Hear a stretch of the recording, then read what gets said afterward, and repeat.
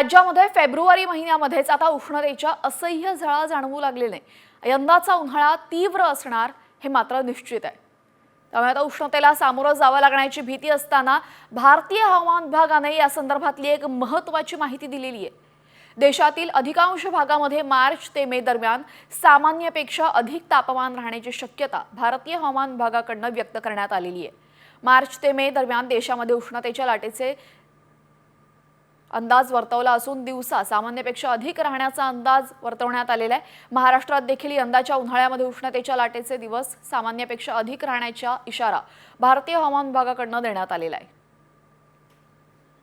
यंदाचा उन्हाळा हा तापदायक ठरणार असून मार्च ते मे दरम्यान सूर्य आग उगणार हे निश्चित असल्याचं हवामान खात्यानं म्हटलेलं आहे।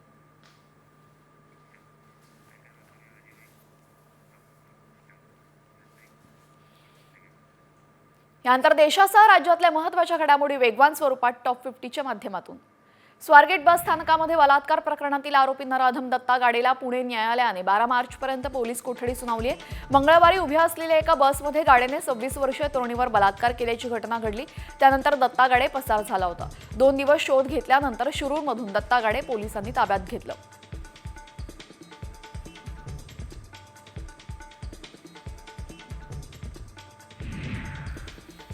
मी केलेल्या वक्तव्याचा विपर्यास करून राजकारण करण्याचा वापर केला जात असल्याचं यावेळेस योगेश कदम यांनी म्हटलेलं आहे। मला जी माहिती पोलिसांनी दिली त्याच आधारावर मी पत्रकार परिषदेत बोललो, अशी प्रतिक्रिया गृहराज्यमंत्री योगेश कदम यांनी दिली आहे। आम्ही कधीच महिलांवरील अत्याचार खपवून घेणार नसल्याचं सुद्धा त्यांनी म्हटलेलं आहे।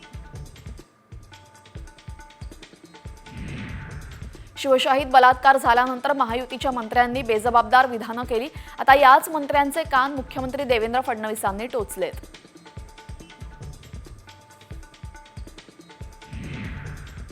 बोलताना थोडं तारतम्य सर्वांनीच ठेवलं पाहिजे। आम्ही राजकीय लोकांनी देखील तारतम्य ठेवलं पाहिजे असा सल्ला उपमुख्यमंत्री अजित पवार यांनी दिलाय।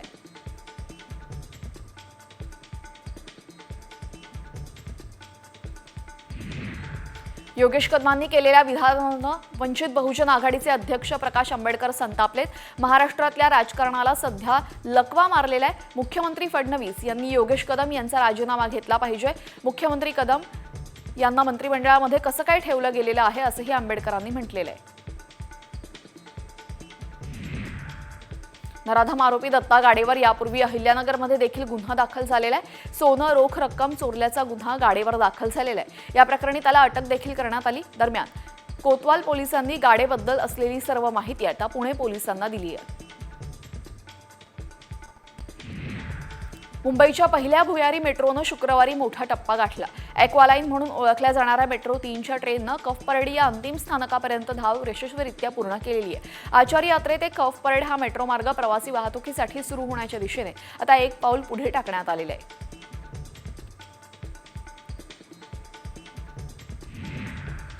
घोडबंदरच्या भाईंदरपाडा ते विहंग हिल्स चौक पर्यंतचा मार्ग प्रायोगिक तत्वावर पॉट टॅक्सीसाठी देण्याचं निश्चित केल्याची माहिती परिवहन मंत्री प्रताप सरनाईक यांनी दिली आहे। यासाठी पालिका किंवा राज्य सरकारचा एकही रुपया खर्च होणार नसल्याचं त्यांनी सांगितलंय।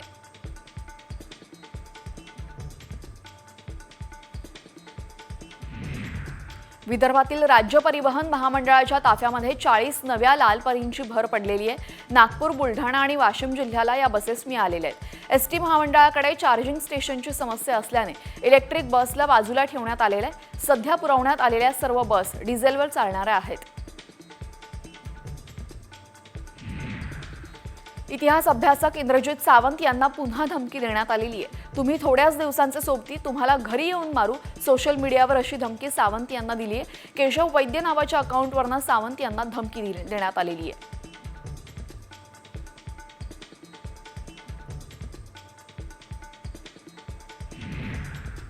इतिहास संशोधक इंद्रजित सावंत यांना धमकावणाऱ्या प्रशांत कोरटकरकडे आलिशान रोल्स रॉईस कार असल्याचं समोर आलेलं आहे। कोरटकरकडे असलेली ही आलिशान कार महेश मोतेवारच्या मालकीची असल्याची माहिती समोर आली आहे। चिटफंड घोटाळ्यामधून महेश मोतेवारनं अनेकांना कोट्यावधींचा गंडा घातलाय। याच मोतेवारची ही कार कोरटकरकडे असल्याचं समोर आलेलं आहे।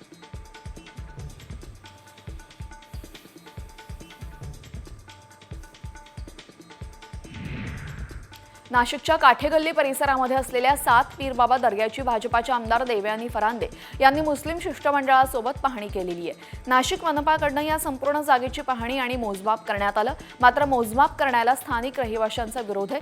त्यामुळे आता या दर्ग्याचा वाद पेटण्याची शक्यता आहे. कल्याणमध्ये 65 बेकायदा इमारती प्रकरणामध्ये केडीएमसीसह महसूल विभागाचीही फसवणूक झालेली आहे असा आरोप ठाकरे गटानं केलेला आहे. यासंबंधी सर्व खोटे कागदपत्र त्यांनी प्रांत अधिकाऱ्यांना दिले. त्यानंतर प्रांत अधिकाऱ्यांनी चौकशीचे आदेश दिले आहेत.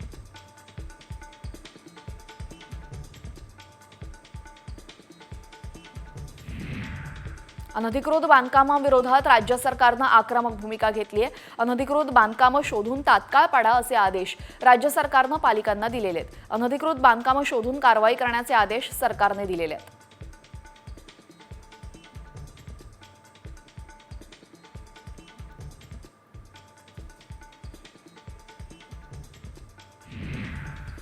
अहिल्यानगरमध्ये पाथर्डीतील मढीमध्ये श्री क्षेत्र कानिफनाथांच्या यात्रेला सुरुवात झालेली आहे. दरवर्षी कानिफनाथ गडावर होळी पेटवून यात्रेला सुरुवात करण्यात येते. तसंच देशभरातील अनेक भाविक या यात्रेमध्ये सहभागी होत आहेत.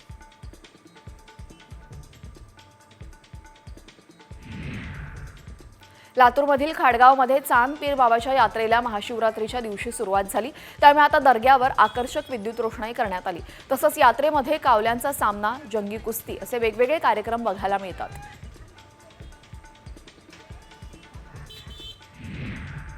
अकोल्यामध्ये घनेश्वर महादेवाची भव्य यात्रा सोहळा रंगलेला आहे. या भाविकांना यावेळेस येथे गर्दीने गाव गजबजून गेलेले आहे. घनेश्वर महादेवाची यात्रा महाशिवरात्रीच्या दुसऱ्या दिवशी हा सोहळा रंगतो. यात्रेची प्रथा अनेक वर्षांपासून चालत आली असून आज यात्रेचा अखेरचा दिवस आहे.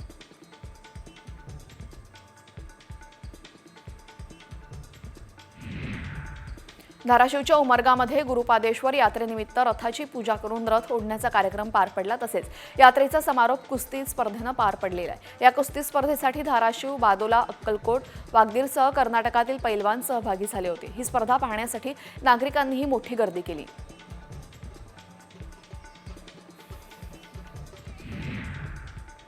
सांगलीच्या चिंचोलीमध्ये आत्मलिंग देवाच्या यात्रेला महाशिवरात्रीपासून सुरुवात झालेली आहे. मानाच्या सासनकाठ्यांची वाद्याच्या गजरामध्ये मिरवणुकीने यात्रेची सुरुवात झाली. आत्मलिंगाच्या नावाच्या गजरामध्ये मोठ्या उत्साहामध्ये पालखी सोहळा साजरा करण्यात आला. सर्व भक्तांना खिरीच्या महाप्रसादाचं वाटपही करण्यात आलं.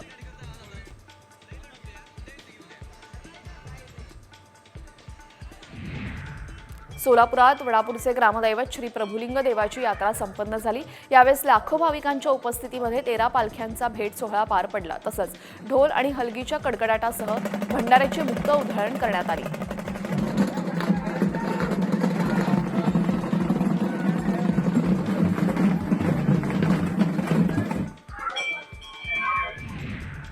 यवतमाळच्या पिंपळनेरमध्ये जत्रेला 250 वर्षांची परंपरा आहे. या यात्रेमध्ये नागरिकांची प्रचंड गर्दी असते. ही जत्रा 4 ते 5 दिवस भरत असते. अप्पास्वामी महाराजांच्या पिंपळनेर गावामध्ये जत्रा भरते.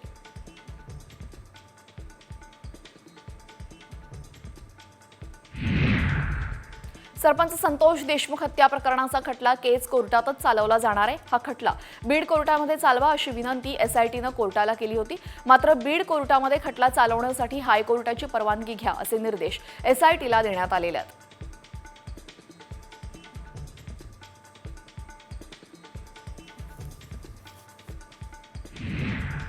सरपंच संतोष देशमुख हत्या प्रकरणामध्ये उज्ज्वल निकम यांची नियुक्ती केली ही चांगली गोष्ट असल्याचं मनोज जरांगे पाटलांनी म्हटलंय. परंतु आरोपी झाले पाहिजे, अंडर ट्रायल केस चालली पाहिजे अशी मागणी यावेळेस जरांगेंनी केलेली आहे. 6 आरोपीच्या प्रॉपर्टी सील केल्या पाहिजेत असंही त्यांनी म्हटलंय.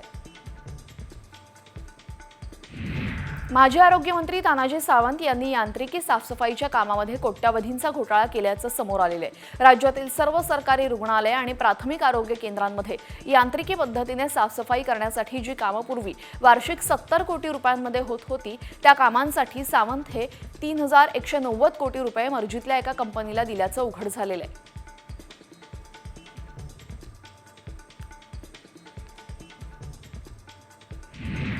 माजी आमदार रामदास कदम यांनी उद्धव ठाकरेंना इशारा दिलेला आहे. उद्धव ठाकरेंना राज्यातून उद्ध्वस्त केल्याशिवाय नाव सांगणार नाही असा घणाघात रामदास कदमांनी केलेला आहे. तर ठाकरेंनी आमदार योगेश कदम यांना संपवण्याचा प्रयत्न केला होता असा गंभीर आरोप देखील रामदास कदम यांनी उद्धव ठाकरेंवर केलेला आहे.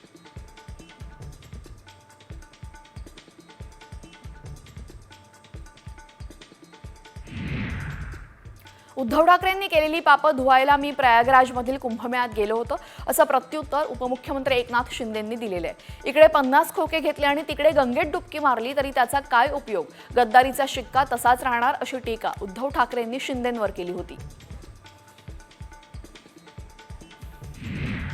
ठाकरे गट लवकरच विरोधी पक्षनेतेपदाचा दावा विधानसभा अध्यक्षांकडे करणार आहे।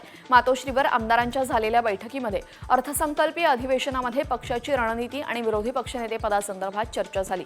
विरोधी पक्षनेतेपदासाठी भास्कर जाधव, आदित्य ठाकरे आणि सुनील प्रभू यांच्या नावावर चर्चा झालेली आहे। शरद पवारांच्या राष्ट्रवादीकडून शॅडो कॅबिनेटची स्थापना करण्यात आली। राज्य सरकारच्या 100 दिवसीय कार्यक्रमावर पवारांची शॅडो कॅबिनेट लक्ष ठेवणार आहे। मुंबईमध्ये राष्ट्रवादी काँग्रेसची महत्त्वाची बैठक पार पडली। नव्या उमेदीनं कामाला लागा अशा सूचना पवारांनी दिल्या आहेत।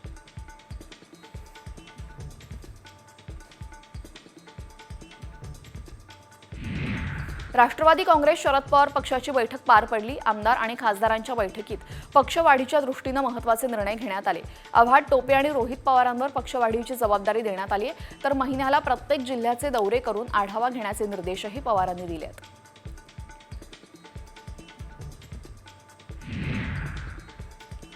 राज्याची इज्जत आता शिल्लक राहिलेली नाही। वाल्मिक कराड धनाभाऊंचा सोबती आहे, त्यामुळे कराडला धनंजय मुंडेंच्या आशीर्वादाने तुरुंगात VIP ट्रीटमेंट मिळते असा दावा काँग्रेस नेते विजय वडेट्टीवार यांनी केलेला आहे। दरम्यान आरोपीला अभय देण्याचं काम सुरू आहे असं वडेट्टीवार म्हणाले।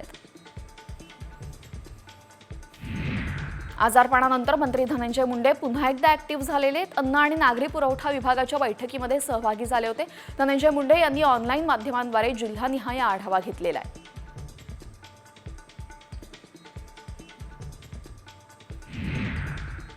सांगलीत एकाच व्यासपीठावर 3 माजी मंत्री आणि एक ज्येष्ठ साहित्यिक उपस्थित राहणार आहे। माजी मंत्री जयंत पाटील, बाळासाहेब थोरात आणि विश्वजित कदम यांच्यासह सदानंद मोरे हे एकाच व्यासपीठावर येणार आहेत। 2 मार्चला सांगलीमध्ये पुरस्कार वितरण सोहळा होणार आहे अशी माहिती काँग्रेस नेते पृथ्वीराज पाटलांनी दिलेली आहे।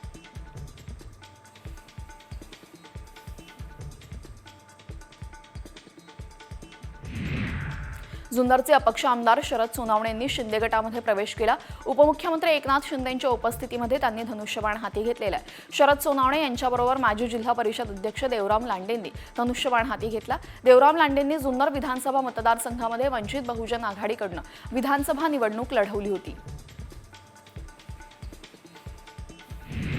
राज्यातील 1660 पेट्रोल पंपांना परवानगी देण्यासाठी एक खिडकी योजना सुरू होणार आहे। महसूल मंत्री चंद्रशेखर बावनकुळेंनी हा निर्णय घेतलाय।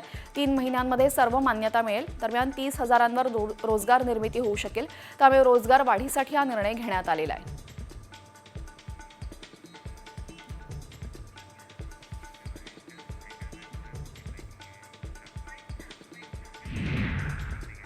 आता बातमी आहे आंतरराष्ट्रीय राजकारणातली। डोनाल्ड ट्रम्प आणि युक्रेनचे राष्ट्रपती झेलेन्स्की यांच्यामध्ये व्हाईट हाऊसमध्ये झालेल्या भेटीवेळी तुफान खडाजंगी झाल्याचं पाहायला मिळालेलं आहे। अमेरिकेचे राष्ट्राध्यक्ष डोनाल्ड ट्रम्प यांनी रशिया आणि युक्रेनमध्ये सुरू असलेल्या युद्धाबाबत आपली भूमिका स्पष्ट करताना युद्ध चुकीच्या दिशेने जात आहे। दरम्यान युक्रेनने रशियासोबत युद्धविराम घोषित करण्याची तडजोड केली पाहिजे असं स्पष्ट शब्दात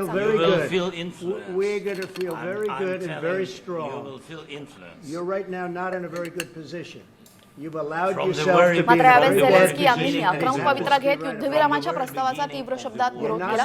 तसेच रशियासोबत कुठलीही तडजोड करणार नाही असंही स्पष्ट केलं।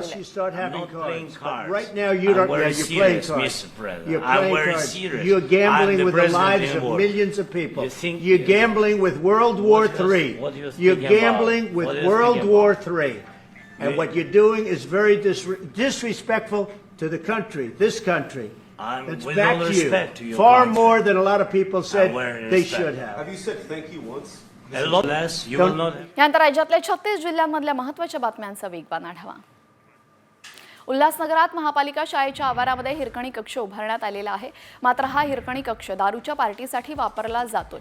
त्यामुळे आता हिरकणी कक्ष स्तनपानासाठी आहे की मद्यपानासाठी असा सवाल राष्ट्रवादीचे नरेश गायकवाड यांनी उपस्थित केलाय।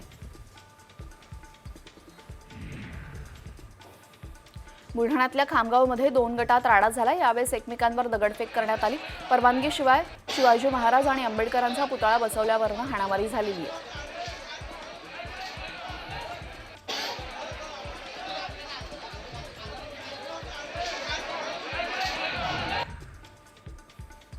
सांगलीच्या मिरजमधील बेरगावामध्ये समर्थ आश्रमशाळेतल्या 17 विद्यार्थ्यांना एकाच वेळी कावीळची लागण झालेली आहे. त्यामध्ये 10 ते 17 वयोगटातील विद्यार्थ्यांचा समावेश आहे. तसंच त्यांच्यावर मिरजेच्या शासकीय रुग्णालयामध्ये उपचार सुरू आहे. दरम्यान दूषित पाण्यामुळे हा आजार झाल्याचं समोर आलंय.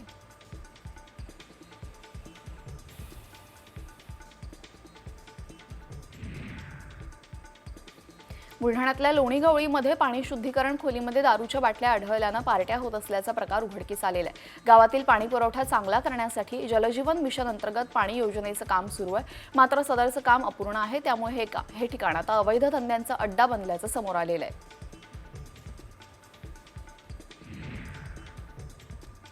हिंगोलीच्या आदिवासी विद्यार्थ्यांनी जिल्हाधिकारी कार्यालयावर मोर्चा काढला होता. विविध मागण्यांसाठी त्यांनी मोर्चा काढला. मात्र जिल्हाधिकारी कार्यालयामध्ये प्रवेश करणाऱ्या विद्यार्थ्यांची पोलिसांनी अडवणूक केली. दरम्यान बोगस आदिवासींची घुसखोरी न रोखल्यास आंदोलनाचा इशारा त्यांनी दिलाय.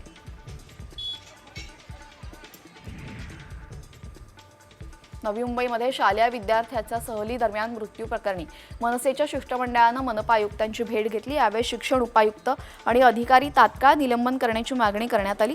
मागणी न मान्य झाल्यास मनसेतर्फे ठिय्या आंदोलन करण्याचा इशारा देण्यात आला.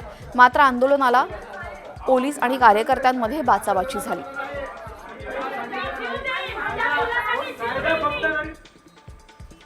बीड शहरात पाणीपुरवठा होत नसल्यानं मनसेनं नगरपालिकेसमोरच बोंब मारो आंदोलन केलं. यावेळेस नगरपालिकेच्या मुख्य अधिकाऱ्यांच्या नावाने बोंबा मारण्यात आला.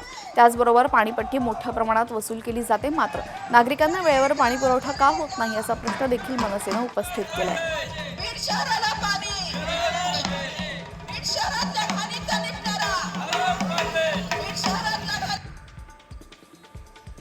परभणीतील सेलू शहरातील व्यापाऱ्यांनी बंद पुकारलाय. नगर परिषदेच्या शहरातील गाड्यांच्या भाडेवाढीसह जागांच्या अधिमूल्यातही वाढ केलेली आहे. त्यामुळे व्यापारी आक्रमक झाले. त्यांनी उपविभागीय कार्यालयावर मोर्चा काढत जोरदार घोषणाबाजी केली.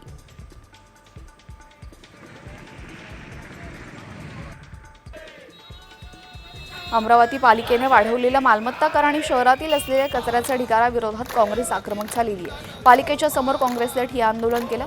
शहरभर सफाई होत नसल्याने कचऱ्यामधून कमिशन खात असल्याचा आरोप काँग्रेसने केलेला आहे.